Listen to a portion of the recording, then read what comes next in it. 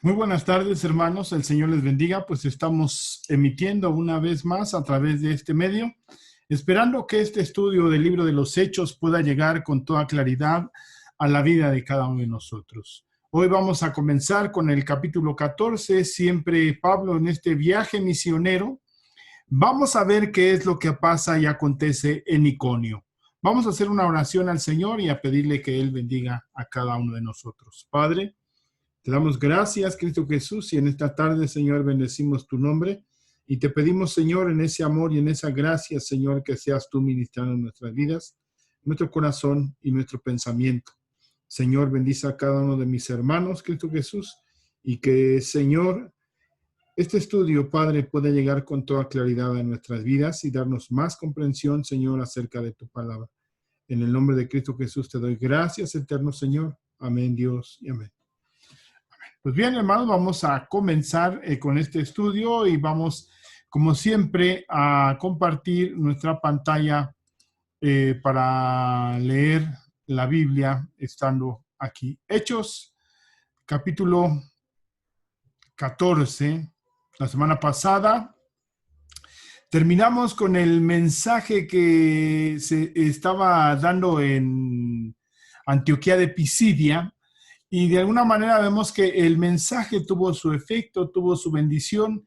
Y en el versículo 48, 13:48, los gentiles oyendo esto se regocijaban y glorificaban la palabra del Señor y creyeron todos los que estaban ordenados para vida eterna. Y la palabra del Señor se difundía por toda aquella provincia, pero los judíos instigaron a mujeres piadosas y distinguidas y a los principales de la ciudad y levantaron persecución contra Pablo y Bernabé y los expulsaron de sus límites. Ellos entonces, sacudiendo contra ellos el polvo de sus pies, llegaron a Iconio. Ahí es donde vamos a empezar el estudio en esta ocasión. Llegaron a Iconio y los discípulos estaban llenos de gozo y del Espíritu Santo. Eso es lo que estaban los hermanos que se habían quedado en Antioquía de Pisidia. Ese era la actitud y la manifestación que el Señor había estado teniendo en sus vidas. Bien, a partir de este capítulo 14 vamos a estudiar del versículo 1 al versículo 7, siempre confiando en el Señor que esta palabra puede llegar con toda claridad a nuestras vidas. Dice la palabra del Señor: aconteció en Iconio, es el lugar donde se retiraron, es un lugar muy cerca. Hemos estado siguiendo un mapa, cuál es el procedimiento, las ciudades que están empezando a visitar los apóstoles y en cuáles de ellas empiezan a tener dificultades y conflictos para poder compartir la palabra del Señor. Aconteció en Iconio que entraron juntos en la sinagoga. ¿Quiénes? Pablo y Bernabé. De los judíos, y hablaron de tal manera que creyó una gran multitud de judíos y asimismo de griegos. Mas los judíos que no creían excitaron y corrompieron los ánimos de los gentiles contra los hermanos. Por tanto, se detuvieron allí mucho tiempo hablando con denuedo, confiados en el Señor, el cual daba testimonio a la palabra de su gracia, concediendo que se hiciesen por la mano de ellos señales y prodigios, y la gente de la ciudad estaba dividida. Unos estaban con los judíos y otros con los apóstoles. ¿Cuáles apóstoles? Pablo y Bernabé. Pero cuando los judíos y los gentiles, juntamente con sus gobernadores, se lanzaron a enfrentarlos y apedrearlos, habiéndolo sabido, huyeron a Listra y Derbe y ciudades de Licaonia y a toda región circunvecina, y allí predicaban el evangelio. Entonces llegaron a la región de Licaonia y algunas ciudades circundantes, pero donde se desarrolla el mensaje, donde se desarrolla el evangelio, donde se desarrolla este primer viaje misionero, y están mencionados es en Listra y en Derbe. Es muy interesante, hermanos. En el capítulo 13 vimos y estudiamos el primer sermón del apóstol Pablo. Aquí Lucas, en este capítulo 14, que es quien escribe el libro de los Hechos, no nos describe el sermón que establece en esta ciudad de Iconio. Lo que sí sigue el mismo procedimiento. ¿Cuál es ese mismo procedimiento? Llegar a una sinagoga y llevar el evangelio primeramente a los judíos y también a los gentiles. ¿Quiénes gentiles podían estar en esa sinagoga? Pueden ser los prosélitos o los temerosos de Dios que se reunían en ese lugar. Aquí pudiera parecer todo muy empalmado, muy encimado, no había una descripción muy clara del apóstol Lucas, de Lucas, quien está narrando y quien está hablando de este hecho, describiéndolo en el libro de los Hechos, y que vamos a tratar de entender, hermanos, en la palabra del Señor. Quizás podamos decir es que no hay mucho de qué hablar o mucho que explicar, pero vamos a tratar de entenderlo. Pablo y Bernabé seleccionaron entonces ciudades ubicadas junto a las carreteras romanas principales, muy cercanas a esta ciudad de Iconio, Antioquía de Pisidia. Sabemos que vienen subiendo del mar cerca de Atalía, y viajaron unos 135 kilómetros al este. Esto es muy interesante porque están muy pegadas a la ciudad de Cilicia, donde Pablo era originario. Quizás por eso también se dirigieron hacia allá. Y debemos de recordarnos, hermanos, que esto es parte de Asia Menor. Aquí Pablo y Bernabé pasaron bastante tiempo predicando las buenas nuevas, como lo dice aquí la palabra del Señor. Dice que pasaron mucho tiempo, mas los judíos no creían, excitaron y corrompieron los ánimos de los gentiles contra los hermanos, por tanto se detuvieron allí mucho tiempo. Entonces debemos de recordar, hermanos, que aunque aquí encontramos en tiempos marcados, definidos, pues mucho tiempo pudo haber sido, hermanos, 1 mes, 2 meses, 3 meses, 5 meses, quizás no más del año, pero sí nos habla de mucho tiempo en el cual se estuvo compartiendo el evangelio en este lugar. Entonces decíamos que una posible de las decisiones por las cuales Pablo y Bernabé llegaron a este lugar es porque estaba muy cerca del lugar donde nació el apóstol Pablo de Tarso, que estaba en Cilicia. Como podemos ver aquí en Hechos capítulo 15, es un lugar que vuelven a referir, Hechos capítulo 15, versículo 41. Y pasó por Siria y Cilicia confirmando a las iglesias. Dice, entonces hubo tal desacuerdo entre ellos que separaron uno del otro, Bernabé tomando a Marcos, navegando a Chipre, y Pablo escogiendo a Silas, salió encomendado por los hermanos a la gracia del Señor, y pasó por Siria y Cilicia confirmando las iglesias. ¿Cuáles iglesias? Las que estaban aquí en este lugar que estamos diciendo, en Derbe, en Iconio, sí. Estos lugares donde había estado compartiendo el apóstol Pablo. Entonces, en Listra, Derbe, Iconio, esos lugares era donde estaban. Pues, entonces un hecho similar ocurre a lo que estuvimos leyendo en el capítulo 13. Pablo y Bernabé entran a una sinagoga de los judíos, hablaron de tal manera que creyó una multitud. Aquí no hay una descripción del mensaje, simplemente habla de los hechos de una manera general. Entonces, Lucas cuenta que en Iconio, Pablo y Bernabé siguieron el mismo estilo que habían usado en Antioquía de Pisidia. Sin embargo, su reporte es breve y conciso, como lo estábamos mencionando. Inmediatamente que entraron en esta ciudad de activo comercio, Pablo y su compañero buscaron la sinagoga donde adoraron junto con los judíos y los gentiles piadosos. Era las mismas características que acontece cuando estaban en Antioquía de Pisidia, lo mismo. Fueron invitados a predicar y cuando aceptaron proclamaron con buen efecto las buenas nuevas de salvación. Nos imaginamos que fueron invitados a volver. Lucas señala el efecto que tuvo el mensaje entre los que asistían a la sinagoga. Una gran multitud creyó, sí, una gran multitud de judíos y asimismo de griegos. Cuando habla de aquí griegos, está hablando de aquellos judíos helenistas, de aquellos temerosos de Dios, de aquellos prosélitos que estaban abrazando el evangelio del Señor.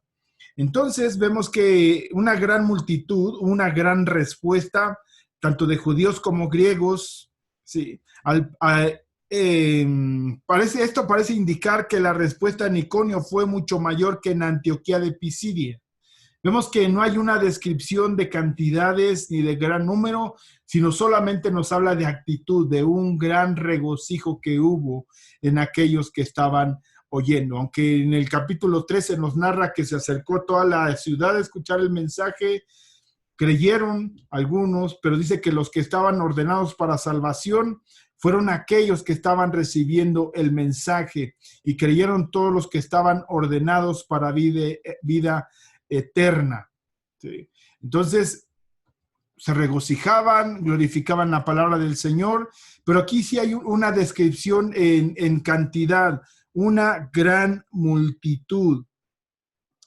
Entonces, por implicación, se puede entender que los judíos de Iconio habían venido informando a la población gentil acerca de las enseñanzas del Antiguo Testamento.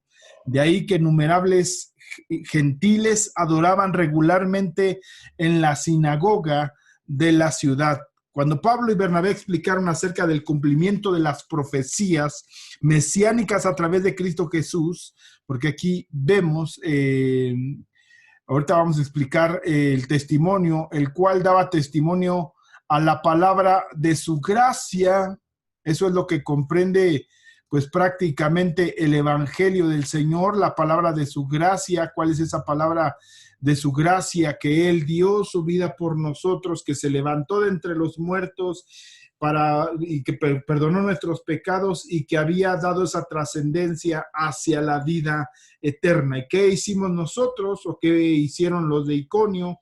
¿Qué hicieron los de Listra? ¿Qué hicieron los de Antioquía? Nada, simplemente creer en ese mensaje, recibir en fe, puesta en el acto salvífico de Cristo Jesús, dando su vida en la cruz del Calvario, y ahí creyendo aceptaron esa bendición en sus vidas. Los misioneros entonces predicaron a ambos el mensaje del evangelio, diciéndoles que era necesario que se volvieran a Dios en arrepentimiento y fe en el Señor Jesucristo. ¿Y cómo podemos aducir esto? Pues lo que se habla en otros pasajes muy similares, donde se está predicando el evangelio de la misma manera, testificando a judíos y a gentiles acerca del arrepentimiento para con Dios y de la fe en nuestro Señor Jesucristo. Esa era la intención, esa era la guía. Ya lo vimos en el capítulo 13, cuál era el fundamento del mensaje, de qué se hablaba. 3 factores importantes: la muerte, la resurrección, los testigos, la eternidad y la salvación. Sí. Además que se manifestaba la culpa de aquellos que habían entregado la vida del Señor. Entonces encontramos también aquí que los judíos, capítulo 14, dice: aconteció en Iconio que entraron juntos en la sinagoga de los judíos y hablaron de tal manera que creyó una gran multitud de judíos y asimismo de griegos, más los judíos que no creían. O sea que había ahí un público dividido, una audiencia que algunos estaban creyendo, algunos otros judíos quizás por celo en su corazón no estaban creyendo. Pero vamos a ver la palabra del Señor que nos dice, que no creían. Dice aquí algo muy interesante: mas los judíos que no creían. Sí. Esta palabra es muy interesante, hermanos, porque esto nos habla de la palabra epeiteo, ¿sí? A ver si la puedo escribir. Bueno, no puedo porque, sí, aquí está. La palabra es...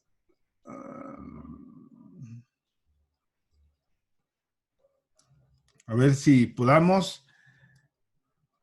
Así está en el griego. P I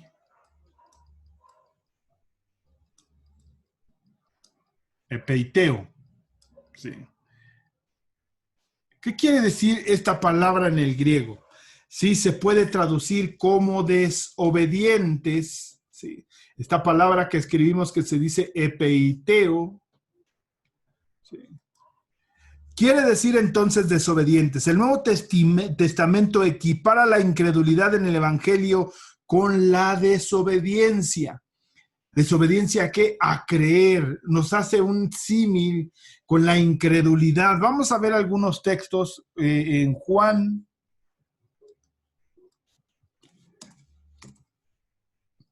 Juan capítulo 3, versículo 36. Dice la palabra del Señor, el que cree en el Hijo tiene vida eterna, pero el que rehúsa creer en el Hijo no verá la vida, sino que la ira de Dios está sobre él. O sea que hay un acto de ¿qué? De desobediencia.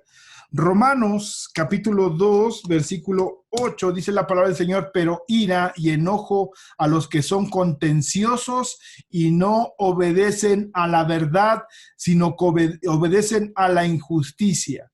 ¿Y cuál es la injusticia? No creer en el Señor. Vemos en Romanos capítulo 1 que cambian la verdad por la injusticia o detienen la justicia de Dios con la mentira y son aquellos que no pueden depositar su confianza en el Señor. Efesios capítulo 2, versículo 2.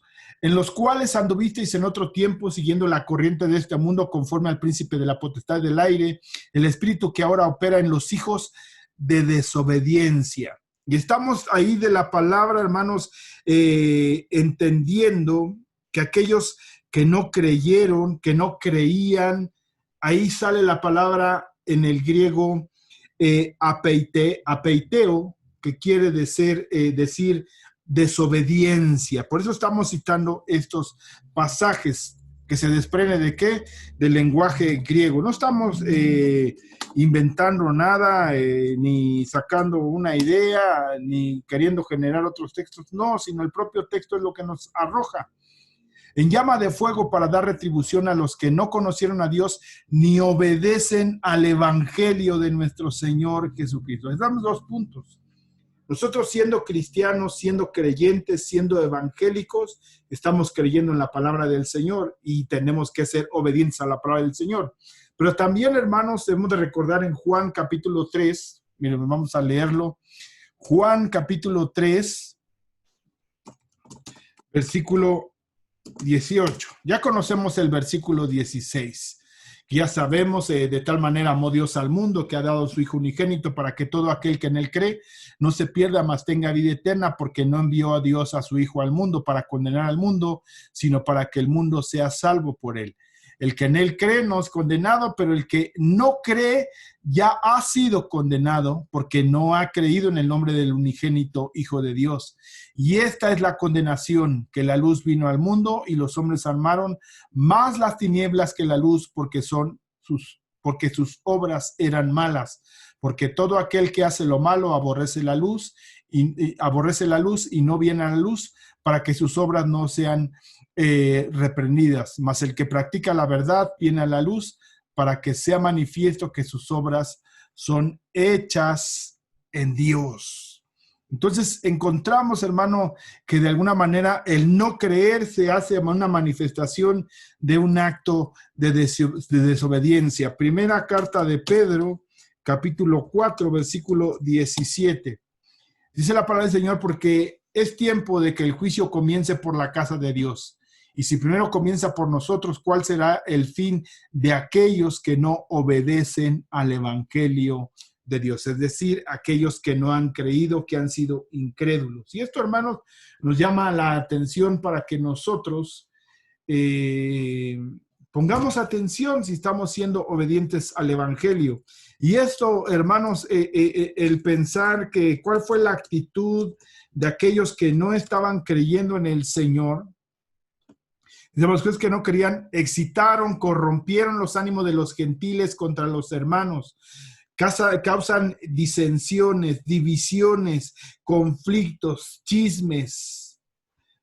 Muchas veces aquellos que no están creyendo en el Señor, hermanos, es lo que generan muchas veces conflictos. Ahora los miércoles hemos estado estudiando el por qué es necesario estar edificando la iglesia y nosotros podemos ser parte de esa edificación, no de la destrucción de la iglesia, no de destruirla, de corromperla, sino por el contrario, aportar para la mutua edificación los unos con los otros. Entonces, hermano, vemos aquí, estas son actitudes. Los judíos que no creían o que desobedecían, agitaron, excitaron, corrompieron, ¿sí? Ahorita vamos a ver algunas palabras más que ahí están. ¿Qué es lo que hicieron? Este ya es una actitud, ¿sí? Abarcando hacia los ánimos de aquellos que estaban en esa oportunidad de creer. Entonces fueron un obstáculo para que el evangelio del Señor se presentara con toda claridad, primeramente aquellos que estaban escuchando y también aquellos que estaban ahí y que en vez de aceptar al Señor generan una oposición al mandato de Dios. Entonces vemos, hermano, que los judíos que desobedecieron en un sentido, lo habíamos dicho, habla de expresar una incredulidad con lo que se consigue un significado doble. La fe exige obediencia, si no pierde características de confiabilidad, confianza y dependencia. La fe sin obediencia es muerte. Santiago capítulo 2, versículo 17. Así también la fe, si no tiene obras, es muerta en sí misma. Dice la Biblia de las Américas. Así también la fe por sí misma, si no tiene obras, está muerta. Mientras que la esencia de la incredulidad es la desobediencia. La proclamación de las buenas nuevas exige una respuesta positiva, como lo vimos en Antioquía de Pisidia, gozosa, con sumisión. Pero una respuesta negativa demuestra una contumaz oposición. Siempre hay una oposición, siempre se manifiesta la rebeldía. La carne se manifiesta, la carne se duele, la carne se revela. Pero Dios siempre quiere manifestar la vida para todo aquel que desea creer en el Señor Jesucristo. De la misma forma en que los creyentes expresan su fe mediante las obras dignas, así el incrédulo comunica su oposición mediante obras perversas. Sin duda que inflamados de envidia, al ver que Pablo y Bernabé conseguían una multitud de adherentes a la fe cristiana, los judíos ahora empiezan a trabajar entre la población gentil.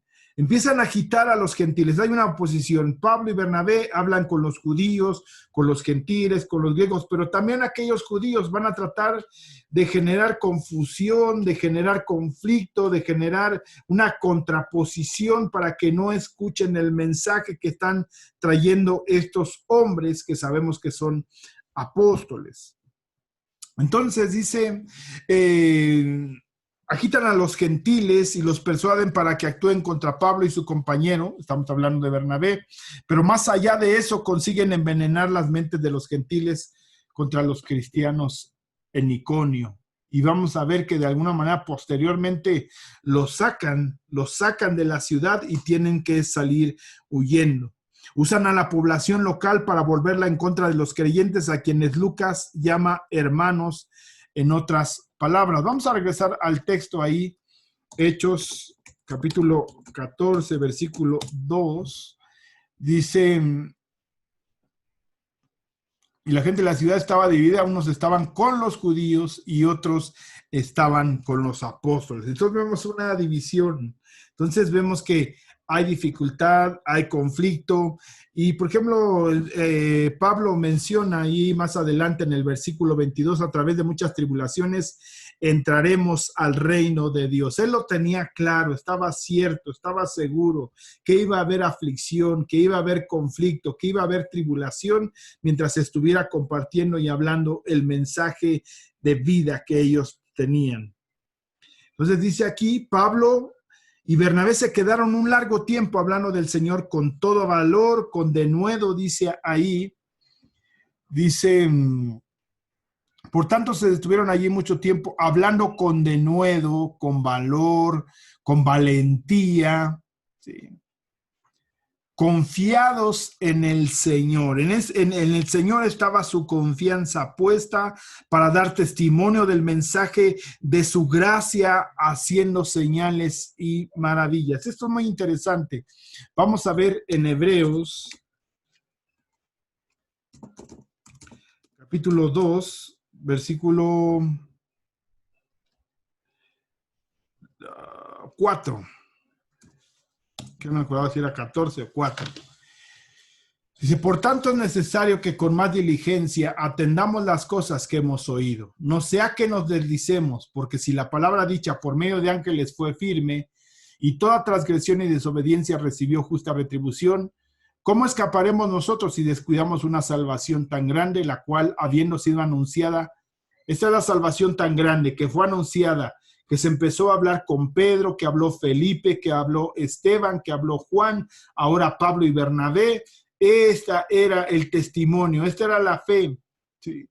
Y toda transgresión y desobediencia recibió justa retribución. ¿Cómo escaparemos nosotros si descuidamos una salvación tan grande, la cual, habiendo sido anunciada primeramente por el Señor, nos fue confirmada a los que oyeron, a los testigos, que era necesario que testificaran de la muerte y de la resurrección de Cristo Jesús, y esa salvación que venía a ser vida tanto a los judíos como a los gentiles. Dice, nos fue confirmada por los que oyeron, testificando Dios. Aquí es donde está muy interesante. Testificando Dios juntamente con ellos. ¿Cómo era que testificaba Dios? ¿Cómo era la manifestación de Dios? ¿Cómo se hacía ver que Dios estaba con ellos en la iglesia del siglo I, en aquellos que compartían, que hablaban el mensaje del Señor? Aquí lo dice, juntamente con ellos testificaba el Señor con señales y prodigios y diversos milagros, repartiendo el Espíritu Santo según su voluntad. Esta es la manera en la que el Señor actuaba, en la que el Señor manifestaba su gracia, su bondad, su misericordia y su vida a todos aquellos que estaban recibiendo el mensaje de vida, el mensaje de salvación, el mensaje de gracia, el mensaje de bondad.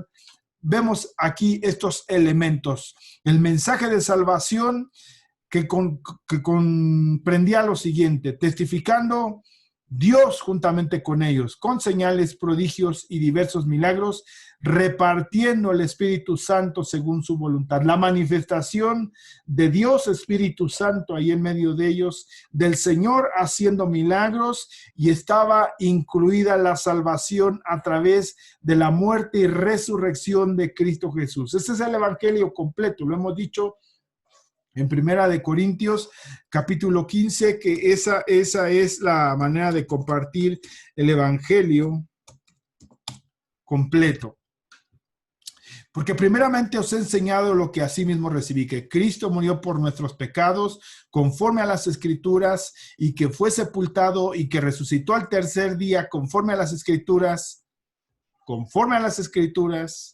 murió por nuestros pecados, conforme a las Escrituras, fue sepultado y resucitó al tercer día, conforme a las Escrituras que estaban manifiestas en el Antiguo Testamento. Es algo que hemos venido, hermanos, repitiendo de una manera reiterada. Sí, y aquí hablan ya de los testigos a partir del versículo 5 hasta el 8, nos habla de los testigos. En el 8 habla que al último se le apareció a Pablo.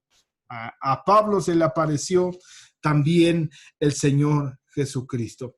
Entonces vemos, hermanos, con toda claridad que de alguna manera el Señor habla de ese mensaje de gracia, y por eso era necesario hacerlo con valentía, con fuerza, con denuedo, con ímpetu, con deseo, con libertad en el corazón, aún a pesar de que había una oposición.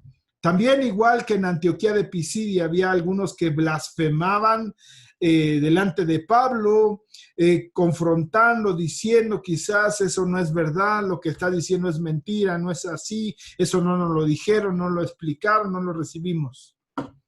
Así hay mucha gente que se opone Y a veces, hermano, quizás no se detiene y se levanta a decir eso que estás diciendo es una mentira, sino que empieza a actuar a escondidas y empieza a hablar con los hermanos. No, ese que dijo el hermano, eso no es cierto, eso yo no lo creo, eso yo no lo veo, eso yo no lo entiendo, o eso no es así. Pero esto es a causa de la desobediencia que hay en su corazón.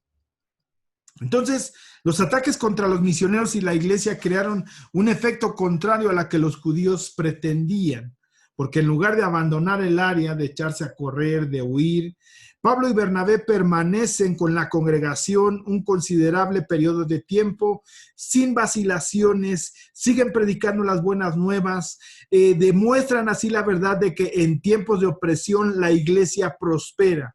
La causa de Cristo atrae a la gente cuando ésta observa la valentía y la convicción de los creyentes. La obra de la predicación y la enseñanza continua manifiesta una victoria mientras el Señor concede sus bendiciones indispensables para hacer que su iglesia crezca. Los apóstoles experimentan el poder del Señor cuando proclaman su nombre con valentía. Y esto nos debe de ayudar, invitar a que nosotros también, hermanos, prediquemos el evangelio con valentía. La expresión Señor se refiere tanto a Dios como a Jesús. Aquí en esta expresión regresamos ahí a Hechos, capítulo 14, versículo 3. Dice, confiados en quién, en el Señor. ¿Sí? ¿En quién? En el Señor Jesucristo, confiados en Dios, como lo leíamos en Hebreos capítulo 2, versículo 4, repartiendo el Espíritu y hacían obras, milagros, manifestaciones del poder de Dios que estaban respaldando el mensaje que estos hombres estaban llevando. Y aquí lo dice, concediendo que se hiciesen por la mano de ellos señales y prodigios. Entonces, estos hombres estaban, hermanos, compartiendo el evangelio y venían respaldando los señales y prodigios. De la misma manera, el Señor, como los había enviado, los estaba llevando y estaba haciendo manifiesto que estaba con ellos. Esto es muy interesante. Y ya lo leíamos en Hebreos capítulo 2, que el Señor testificaba juntamente con ellos, con aquellos que hablan la palabra, el Señor testifica, permitiendo que se hagan señales y prodigios. Estamos hablando del siglo primero. Sí. Entonces, hermano, Lucas a menudo relaciona el arrojo apostólico con la causa de Cristo. Bien hacemos de interpretar la expresión como dirigida a Jesús y a Dios. Esto se hace claro cuando entendemos que la frase, el mensaje de su gracia, es sinónimo del evangelio de Cristo proclamado por los apóstoles y por la palabra de Dios. Ya lo decíamos y lo leíamos en Hechos capítulo 20, versículo 32. Dice la palabra del Señor, y ahora, hermanos, os encomiendo a Dios y a la palabra de su gracia, que tiene poder para sobreedificaros y daros herencia con todos los santificados. Aquí indirectamente Lucas siempre sugiere que la iglesia en Iconio creció rápidamente. Dice que Pablo y Bernabé hablaron valientemente del Señor, quien daba testimonio del mensaje de su gracia, realizando señales y maravillas a través de ellos. El Señor entonces capacita a los misioneros para que lleven a cabo obras extraordinarias que no pasan desapercibidas por la gente de Iconio. Dios realiza milagros en respuesta y para el crecimiento de la fe. Los apóstoles reciben de Dios los dones carismáticos que les permiten sanar a los enfermos, resucitar a los muertos, y así la fe del pueblo de Dios es fortalecida. ¿Sí? Vamos a ver como en Hechos capítulo 5, versículo 12. Aquí vemos, podemos encontrar, ya habíamos visto que Felipe, que Esteban también hacían milagros y señales, no solamente los 12 apóstoles, que eso es algo que muchas veces se ha dicho y que se ha hablado que únicamente los apóstoles. No, podemos encontrar en Hechos capítulo 8, en Hechos capítulo 7, la manifestación del poder y de los dones de Dios, de Felipe, de Esteban. Y aquí encontramos a dos, que si no eran del grupo primario de los apóstoles, el apóstol primeramente Pablo y después el enviado que había también sido Bernabé, que en el versículo 4 así los llaman. Hechos capítulo 5, versículo 12, y por la mano de los apóstoles se hacían muchas señales y prodigios en el pueblo, y estaban todos unánimes en el pórtico de Salomón. Cuando Dios realiza un milagro, Él lo hace en armonía con su palabra, y así entonces fortifica espiritualmente al creyente. Lucas, sin embargo, elimina los detalles en cuanto a estas señales y maravillas. No dice cuáles señales fueron, si levantaron muertos, si sanaron enfermos, si curaron cojos de nacimiento, como vamos a ver a partir del versículo 8 de este capítulo 14, un milagro muy similar al que hizo Pedro al traer la sanidad del Señor en un cojo de nacimiento allí en Jerusalén. Aquí también lo hace el apóstol Pablo, trayendo un mensaje de una sanidad en un cojo también de nacimiento. Muy similar el milagro que hace, y vamos a estudiarlo más adelante. Entonces vemos que de alguna manera acompaña, ¿no? Estas señales y maravillas tenían que ver con un misterio quizás de sanidad. En la epístola a los Gálatas, Pablo hace notar que Dios obra milagros entre los receptores de su carta. Debemos recordar que la carta que escribe el apóstol Pablo a los Gálatas es una de las primeras cartas que escribe el apóstol Pablo. Gálatas capítulo 3, versículo 5. Aquel pues que os suministra el Espíritu y hace maravillas entre vosotros, ¿lo hace por las obras de la ley o por el oír con fe? Aquí es una pregunta que el apóstol Pablo está cuestionando a aquellos hermanos que estaban empezando a retroceder en cuanto a darle más preferencia o más actividad a las obras, haciendo ver que a través de las obras del judaizar venía la salvación, el apego y la búsqueda de Dios. Pero Pablo lo reprende y le dice que no es así. Estamos confiando en la gracia del Señor, de aquel que suministra el Espíritu, de aquel que hace maravillas. ¿Lo hace por las obras de la ley o por el oír con fe? Ese es el punto que está discutiendo Pablo en Gálatas, esa carta. ¿Sí? Vamos a regresar a Hechos, capítulo 14, versículo 3. Seguimos ahí en el versículo 3. Sí. Dice esos señales y prodigios. Versículo 4. Y la gente de la ciudad estaba dividida. Unos estaban con los judíos y otros con los apóstoles. Dice versículo 5. Pero cuando los judíos y los gentiles juntamente con sus gobernantes se lanzaron a enfrentarlos y apedrearlos, la situación se había puesto un poco complicada. Lucas introduce aquí la palabra apóstoles. Eso, hermanos, hace tiempo lo estuvimos hablando, lo estuvimos discutiendo, si de verdad existían o existen el día de hoy apóstoles. No vamos a profundizar mucho en esto, pero en ese tiempo, hermanos, existieron los 12 apóstoles del Cordero, que aquel que viene a sustituir a Judas es Matías. Y luego Pablo es llamado apóstol y le reitera en cada una de sus cartas. Y aquellos que aquí se menciona la palabra apóstol, vienen aquellos que son enviados con un mensaje específico. ¿Sí? Entonces, aquí en el versículo 14, Hechos, versículo 4 y 14, los apóstoles y otros con los apóstoles, ¿quiénes? Pablo y Bernabé, versículo 14, y cuando lo oyeron los apóstoles Bernabé y Pablo, ¿sí? Aquí Lucas no pretende darles un título al mismo nivel que los apóstoles del Cordero, pero Pablo sabe y reconoce que él era un apóstol de Jesucristo, un apóstol del Espíritu. Entonces, hermano, para poder comprender esto, Lucas se refiere a Pablo y Bernabé. Los 12 con Pedro a la cabeza son portadores y guardianes del Evangelio de Cristo en Jerusalén. Vemos en Hechos, capítulo 8, versículo 1 y versículo 4. Y Saulo consentía en su muerte. En aquel día hubo una persecución contra la iglesia que estaba en Jerusalén, y todos fueron esparcidos por las tierras de Judea y de Samaria, salvo los apóstoles. Versículo 4.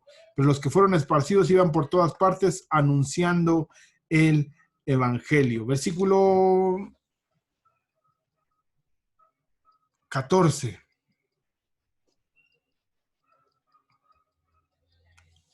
Dice, cuando los apóstoles que estaban en Jerusalén oyeron que Samaria había recibido la palabra de Dios, enviaron allá a Pedro y a Juan.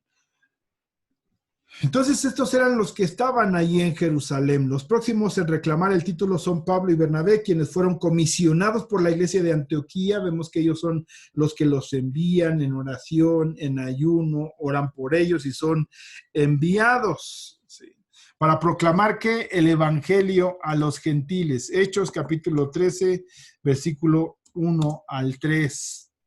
Había entonces en la iglesia que estaba en Antioquía profetas y maestros: Bernabé, Simón el que se llamaba Níger, Lucio de Cirene, Manaén, el que se había criado junto con Herodes el tetrarca, y Saulo, ministrando al Señor y ayunando, dijo el Espíritu Santo: apartadme a Bernabé y a Saulo para la obra que los he llamado. Entonces, habiendo ayunado y orado, les impusieron las manos y los despidieron.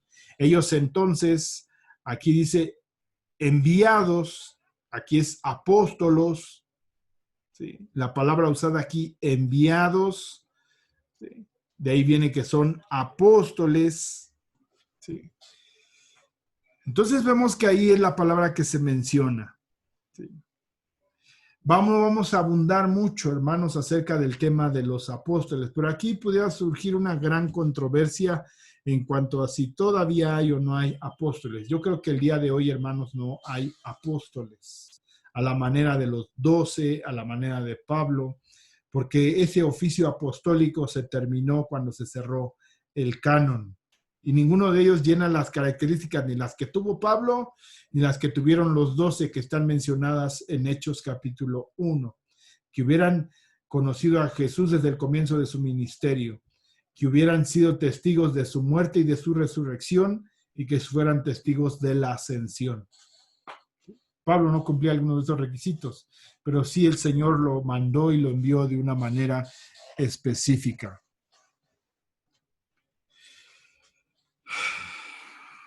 Bien, vamos a avanzar. Versículo 6. Pablo y Bernabé se dieron cuenta de ello y huyeron a las ciudades de Liconia, llamadas Listra y Derbe, y a la región circunvecina, donde continuaron predicando el evangelio. Hechos, capítulo 14, versículo 5. Dice, pero cuando los judíos y los gentiles juntamente con sus gobernantes se lanzaron a enfrentarlos y apedrearlos, ¿sí? Entonces salen huyendo. Es necesario que salgan huyendo, ¿sí? Salir huyendo de situaciones peligrosas llegó a ser para Pablo un estilo de vida. En Damasco escapó con la ayuda de los creyentes amigos, ya lo vimos en Hechos 9:25, que fue colgado por un canasto, lo describe en un canasto por un muro, lo describe en 2 de Corintios capítulo 11, versículo 33. Cuando en Jerusalén los judíos trataron de matarlo, también se fue a Cesarea, en Hechos capítulo 9, versículo 25, donde desde ahí se embarcó para su ciudad natal, hacia Tarso, en Hechos capítulo 9, versículo 30. De Antioquía de Pisidia lo expulsaron también, lo veíamos en el 13:50, y ahora debe salir huyendo de Iconio para salvarse. Nos imaginamos que cristianos de la ciudad oyeron el complot y avisaron oportunamente a Pablo y a Bernabé. Después de analizar los beneficios de quedarse o de salir de la situación, los misioneros decidieron buscar un nuevo lugar donde seguir predicando. Viajaron en dirección hacia el sur hasta la región de Licaonia. Licaonia está situada en una meseta montañosa en la parte sur de Asia Menor a una elevación de unos 1000 metros. Es el lugar donde está. Limitada con las montañas del Tabro, ya lo habíamos dicho, y fue parte de la provincia romana de Galacia. Licaonia es una planicie seca y sin vegetación, extremadamente polvorienta al final del verano y con un frío insoportable durante el invierno. Esa es la descripción del lugar donde iban a llegar a predicar Pablo y Bernabé. Entonces llegaron los misioneros a Listra, que está a unos 38 kilómetros de Iconio, y luego siguieron a Derbe, más al sudeste. Los romanos habían colonizado Listra muy de la misma forma en que habían hecho con Antioquía de Pisidia. Sin embargo, la presencia de una población romana parecía no ser importante para Pablo y Bernabé. Aparte de los colonizadores romanos, la población de Listra consistía en dos clases, una que había sido educada a la manera griega y el idioma griega, y los licaonios, que eran casi analfabetos, que hablaban todavía en su lengua natal. Sabemos que Timoteo, que nació y creció en Listra, aquí es muy interesante porque en Hechos capítulo 16 vemos que Pablo regresa a esta ciudad y ahí se encuentra ¿con quién? Con Timoteo. Y quizás el primer fruto de esta primera campaña que hizo Pablo, la vuelve a encontrar aquí. Después llegó a Derbe y a Listra, y aquí había allí cierto discípulo llamado Timoteo. Este es el segundo viaje misionero, hijo de una mujer judía creyente, pero de padre griego, y daba buen testimonio de él. Los hermanos que estaban en Listra y en Iconio, quiso Pablo que éste fuese con él, y tomándole le circuncidó por causa de los judíos que había en aquellos lugares, porque todos sabían que su padre era griego. Entonces era un hombre de buen testimonio Timoteo. ¿Pero de cuál ciudad era? Posiblemente de este lugar en Listra. Sí. Entonces hay una descripción, y aquí es quizás una descripción plena de que en ese primer tiempo, en esa dedicación que estuvo Pablo ahí compartiendo, hablando el mensaje, que después de un tiempo regresa nuevamente a esta ciudad, se encuentra con un fruto de aquel primer mensaje. Algunas consideraciones prácticas en este Hechos capítulo 14, versículo del 1 al 7. El relato histórico de Hechos pone de manifiesto un patrón bastante claro en la experiencia de los misioneros. Dios escoge a sus siervos y los envía a proclamar el evangelio de salvación. Estos hombres valientemente predican y enseñan la palabra, con el resultado de que numerosas personas escuchan y se convierten y llegan a ser miembros de la iglesia. Aquí se empiezan a constituir iglesias, hermano. Luego los opositores judíos, ayudados a veces por gentiles, provocan una persecución, los expulsan y en algunos casos hasta los meten en la cárcel. Pero Dios los salva de sus apuros y bendice a la iglesia. Entonces, después de que regresan, Hechos capítulo 14,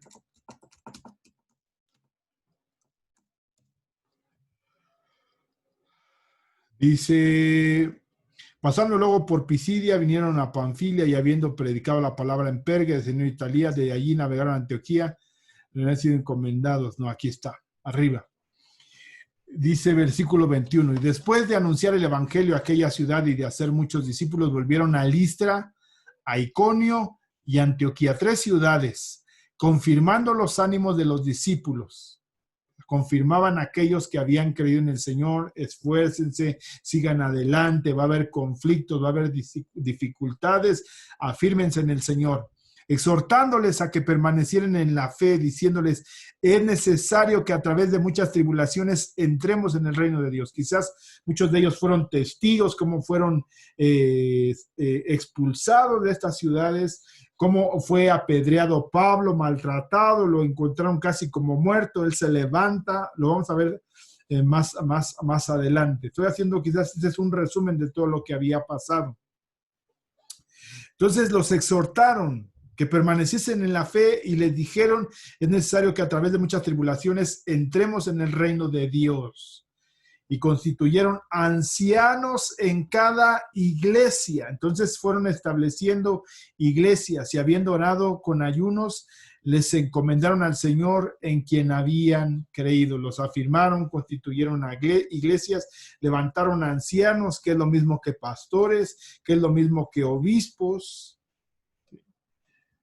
Entonces no a la figura que quizás hoy tenemos, que es un pastor y abajo están los ancianos y luego están los diáconos. Creo que sí hay a veces un error en la idea de la jerarquía piramidal.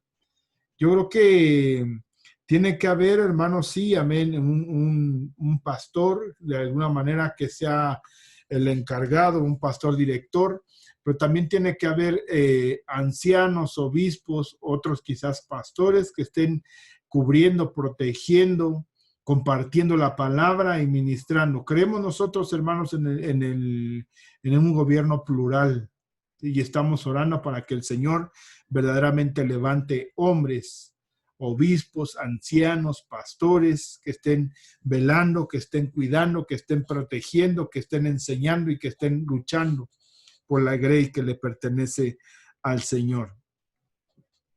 Siempre los opositores judíos, ayudados a veces por gentiles, provocan una persecución. Ya lo vimos en el capítulo 13. Los expulsan y en algunos casos hasta los meten en la cárcel, pero Dios los salva de sus apuros y bendice a la iglesia. Donde quiera que Dios lleva a sus ministros y misioneros para hablar con valentía en su nombre, las fuerzas de Satanás tratan de interferir y crear oposición a ellos y a la palabra, y serán acosados, ridiculizados. Ya lo dice la palabra del Señor en Efesios capítulo 6, porque nuestra lucha no es contra carne ni contra sangre, sino contra huestes, contra potestades. ¿Sí?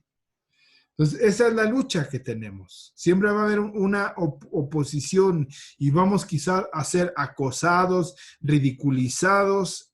Se hará mofa de los pastores, no solo porque la gente del mundo, sino que a veces los mismos miembros de la iglesia, a pesar de las dificultades que los siervos de Dios deben enfrentar, la gracia divina es suficiente. Él nos sostiene para que sigamos cumpliendo la tarea que el Señor nos ha encomendado. Por último, hermanos, ya para ir terminando, todo este capítulo vamos a ver la operación de cuatro dones. El primero es el don de la profecía, la habilidad concedida por el Espíritu para proclamar la palabra de Dios con claridad y poder. Dice en el versículo 1 que aconteció en Iconio que Pablo y Bernabé entraron juntos en la sinagoga de los judíos y hablaron de tal manera que creyó una gran multitud de judíos y asimismo de griegos. Entonces había palabra profética, palabra que transformaba, palabra que traía poder, llena del Espíritu para transformar y cambiar el corazón de aquellos. En el versículo 21, que hoy no lo vamos a estudiar, versículo 21, aquí dice, y después de anunciar el evangelio a aquella ciudad y de hacer muchos discípulos, volvieron a Listra y a Iconio y a Antioquía, ¿sí? Confirmando los ánimos de los discípulos, exhortándonos a que permanezcan en la fe, diciéndoles es necesario que a través de muchas tribulaciones entremos en el reino de Dios, y constituyeron ancianos en cada iglesia, y habiendo orado con ayunos los encomendaron al Señor en el que habían creído. Entonces, afirmaron una iglesia, levantaron ancianos y era una iglesia que estaba constituida. El segundo don de gracia exhibido por los misioneros era la enseñanza. Sí. En el versículo 22 describe que el ministerio está confirmando los ánimos de los discípulos. Era una reafirmación del resultado de enseñarles la palabra, como lo dice en Hechos capítulo 2, versículo 42, que perseveraban en la enseñanza de los apóstoles. Pablo y Bernabé también manifestaron el don de exhortación. ¿Sí?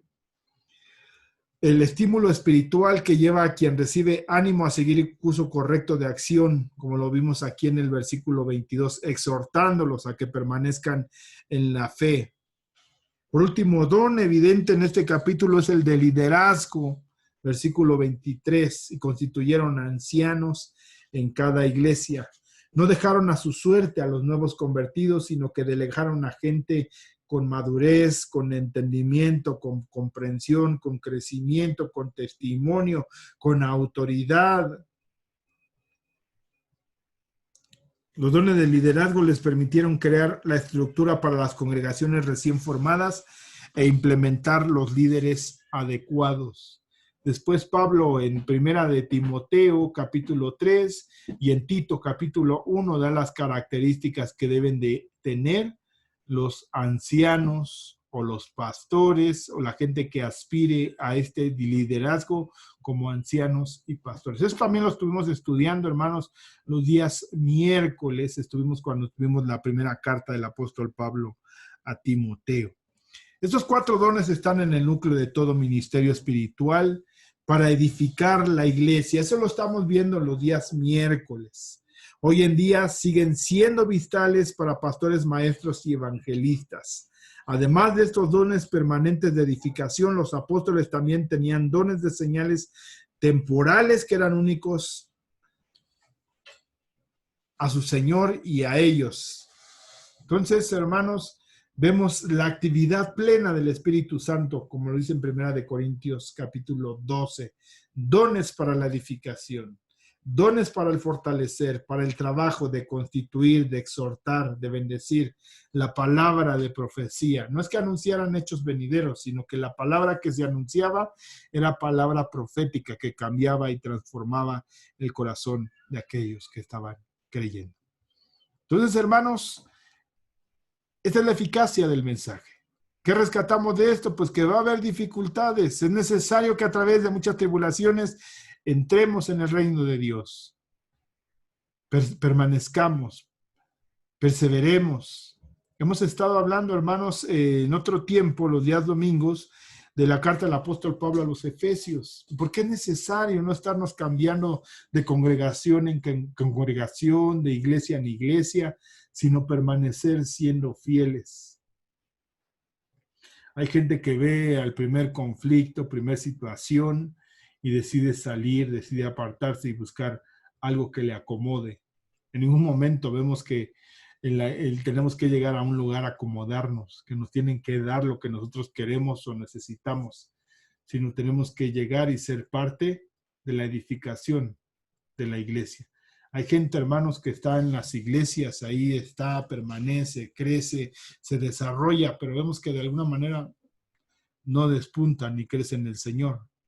¿A causa de qué? Quizás de incredulidad, de su desobediencia, de su falta de perseverancia, de su falta de fe. Y a veces deciden cambiarse a otro lugar donde sean reconocidos sus talentos, donde sean reconocidos, pues no sé de qué manera, pero ser reconocidos y que puedan aportar algo. Entonces, Pablo habla que aquellos que son llamados para la enseñanza, para la exhortación, para la bendición, no tiene que ser gente que de alguna manera no tenga firmeza, sino gente que tenga testimonio en el Señor de que verdaderamente desea caminar y predicar plenamente el Evangelio antes que con su boca, con su vida. Bien, hermanos, pues damos gracias al Señor hasta aquí y bendecimos el nombre de nuestro Señor y esperamos confiadamente que el próximo martes estemos reunidos en oración. Estamos llegando algunos a la iglesia y algunos también nos conectamos a través de Zoom para seguir el tiempo de la oración. El día miércoles estamos transmitiendo en vivo a través de la plataforma de YouTube. El día domingo estamos reuniéndonos ya en la iglesia, hermanos, previa lista de asistencia. Aquellos que quieran participar en el culto tienen que avisarnos para poder participar activamente en ese lugar y también se está transmitiendo. No estamos llegando todos, estamos haciendo grupos de 30 a 35 personas para que puedan participar del mensaje del Señor Jesucristo y de participar de una manera activa en la adoración y en la palabra. Y ese día pues también se transmite el mensaje a través de YouTube en vivo para aquellos que quizás no tuvieron la oportunidad de participar de esta bendición de una manera presencial. Y los domingos estamos teniendo este estudio del libro de los Hechos. El Señor te bendiga. Espero que pueda ser de bendición este mensaje, pueda ser de fortaleza, pueda llenar tu corazón y pueda ministrar de su gracia el Señor en tu vida y en tu alma. Bendiciones, hermanos, a cada uno de ustedes, y el Señor ministre de su paz y de su espíritu. Padre, te damos gracias, Señor. Te pedimos que nos ayudes, Señor, a perseverar en la fe, a perseverar, Señor, en el Evangelio y caminar, Dios Santo, con toda certeza y con toda seguridad en nuestros corazones, haciendo, Señor, una obra digna, Dios, de acuerdo al llamado que tú nos has dado, Padre. Te damos gracias, Señor. Te bendecimos. Te pido que bendigas a cada uno de mis hermanos, Señor, y que podamos perseverar todos juntos, Señor, en la obra de tu gracia y de tu misericordia. En el nombre de Cristo Jesús te doy gracias, eterno Señor. Amén, Dios. Y amén. Amén. Pues Dios les bendiga, hermanos. El Señor sea con cada uno de ustedes. Amén.